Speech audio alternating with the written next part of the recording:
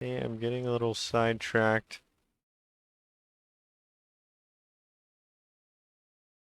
But let me look here.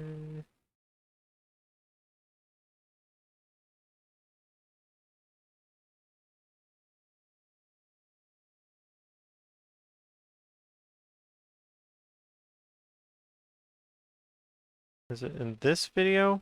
Because I did learn this before.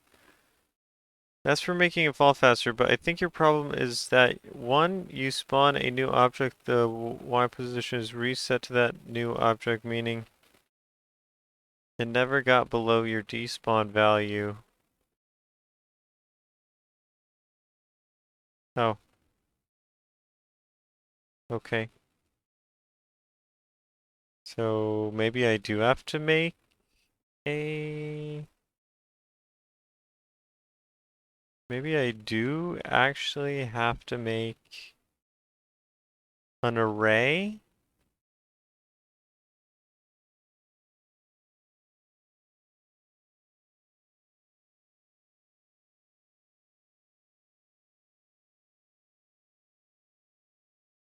Okay. And this is a float, the spawn range. Spawn range is a float. Screen width, which is a float. Yep.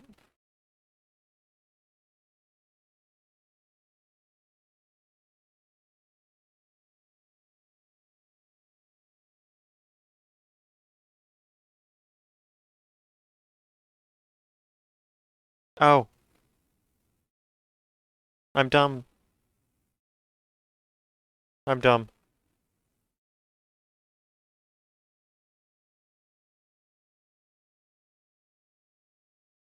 Okay. I know. I know what I did wrong. Instead of having a private game object falling block,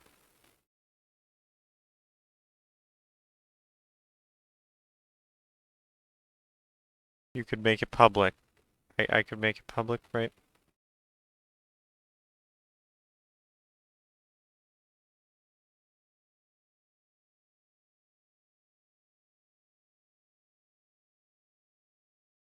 I think I know what I did wrong.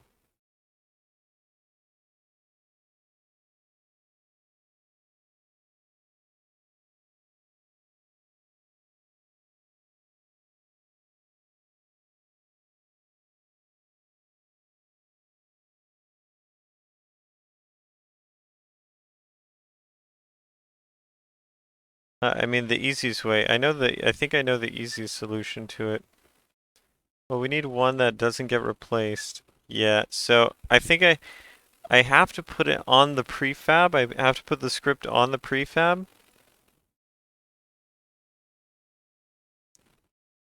Or I have to make it public like you said.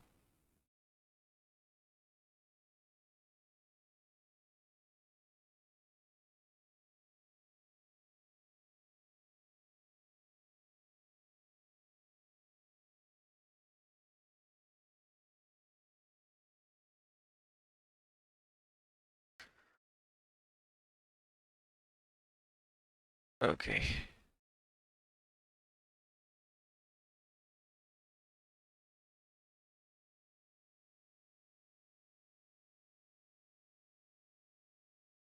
I mean, adding to the prefab would work too.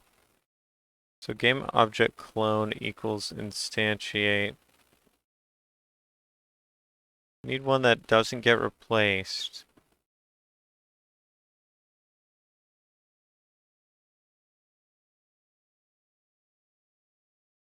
True. So I would have to make an array, maybe.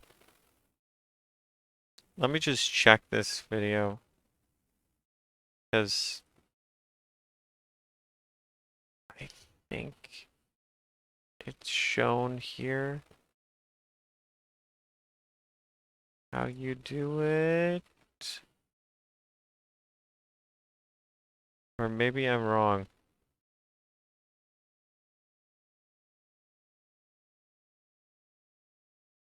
Oh, it's in the previous episode.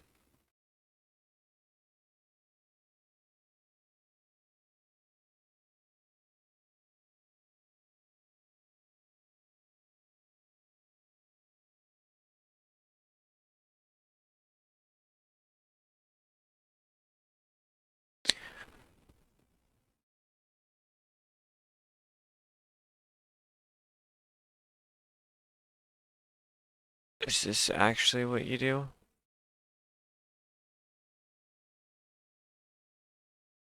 Yes. Is this actually what he did before?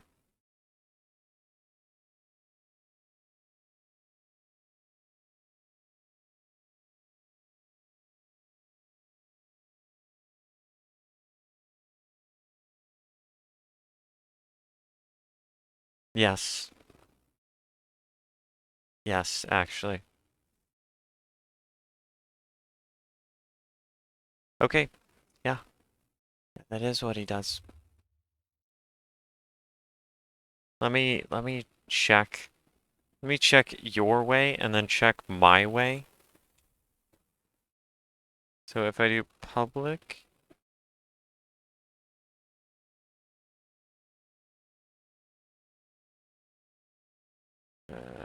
I do public game object falling block.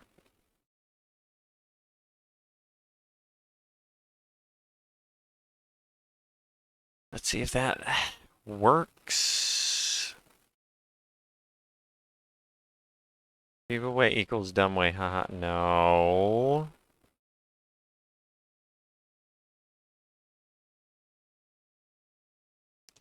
Okay, so I think I do actually have to add it to the...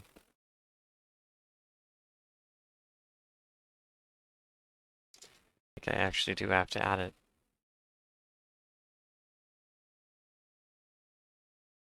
I think to us the script to the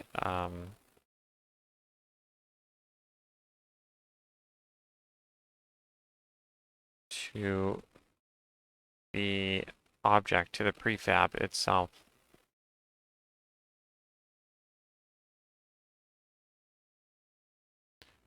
Otherwise, I think I definitely would have to make an array and then put each new object in an array and then call it from the array to be destroyed, right?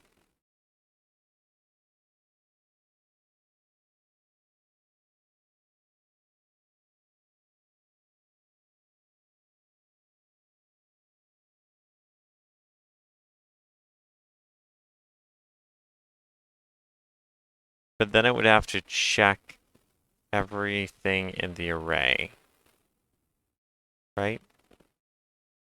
Game object clone equals instantiate. Okay, so here's the thing about what you're saying. I mean, it does the same, it would do the same thing as this, and then it would get reset every single time.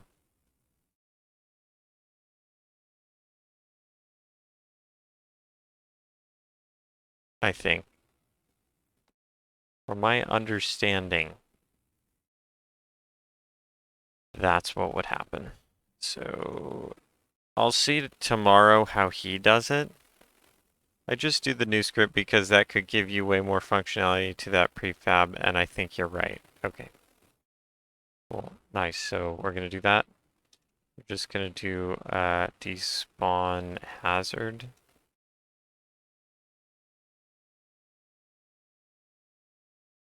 Oh. Okay. And then we go in, then we make a float despawn range. And then that. And then if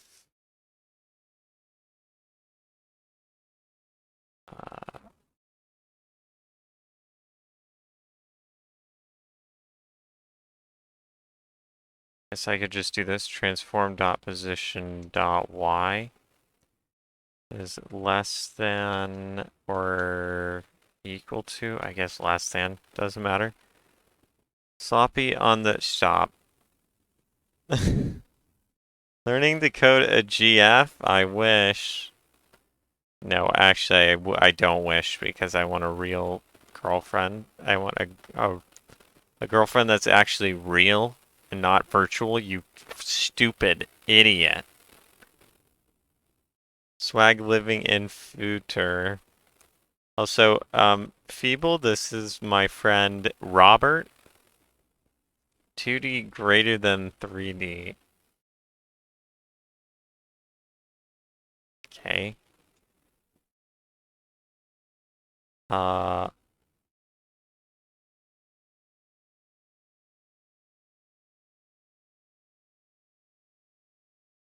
What?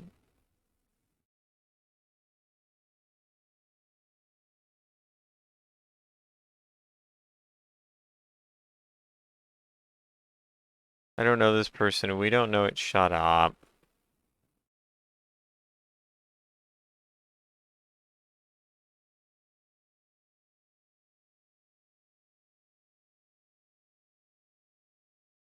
Ah. Ah. Okay. Okay. Yeah. Yeah. I forgot. I forgot about this.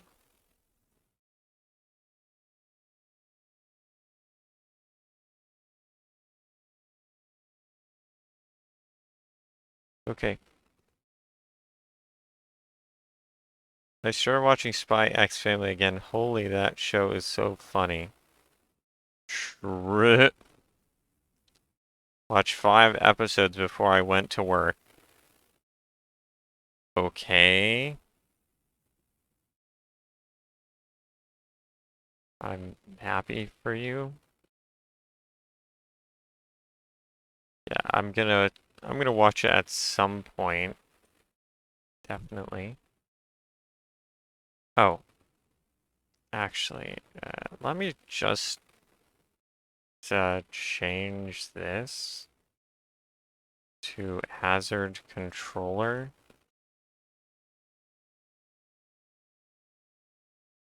And then let me change this to hazard controller. Actually,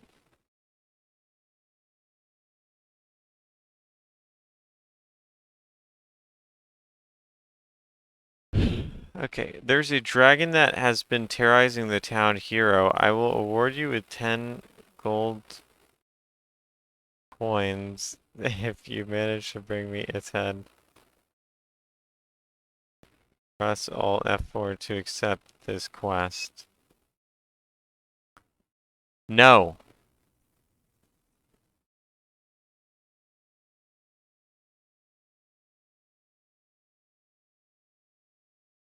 Okay, let's see if it works. Actually, is this saved? And is that saved? I think so. Because, I mean, this is going to be the end of the... Yep. Perfect.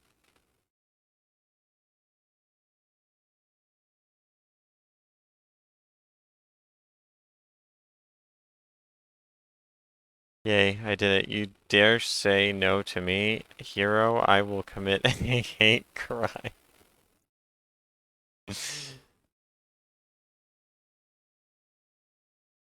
That's funny. Okay, well, that is absolutely beautiful. So, that is actually it for this stream today. Sure. Sure, Alt F4, fine. There you go. Wow, I did it. So that is it for this stream, actually. Thank you for watching, and thank you for spending your most valuable resource, the time in your life, on watching my stream. And have a good one. Thank you, Feeble, for the follow. And thank you, Robert, for coming in chat and spamming the chat comparatively to every other person that has been in my chat today and usually. So yeah, that's it. Goodbye.